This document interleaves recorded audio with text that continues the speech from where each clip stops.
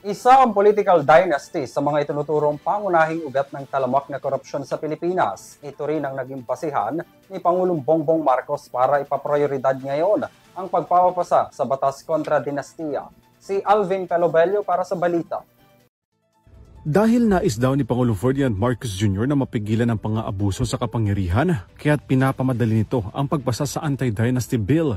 Ito ang binigyan diin ni Palace Press Officer at Undersecretary Claire Castro, kasunod na naging pulong ng punong ehekutibo sa mga lider ng Kongreso sa Legislative Executive Development Advisory Council o LEDAC nitong Martes.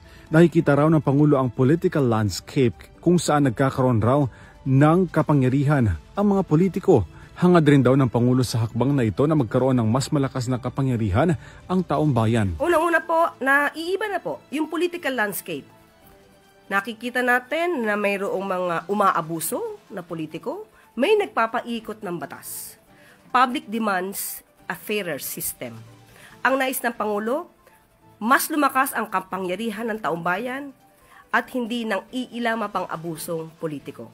Nais ng Pangulo na ang taong bayan ay makapamili ng liderato ng naaayon sa merito at hindi sa apelido.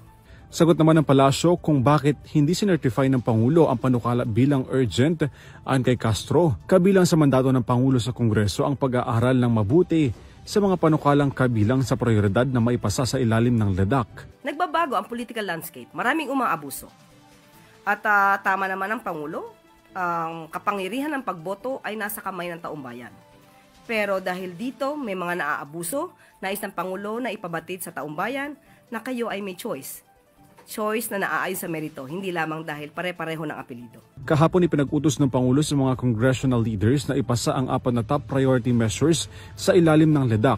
Kabilang narito ang Anti-Dynasty Bill, Independent People's Commission Bill, Portalist System Reform Bill at ang Citizens Access and Disclosure of Expenditures for National Accountability or Cadena Bill. Bill 1506 under Committee Report number 10 is approved on second reading. Congratulations, Senator Aquino. Congratulations to our dear colleague. Just when we placed it under the priority list yesterday, Mr. President, Yes. we And already also- rushed and passed it. We did not rush it, but we passed it.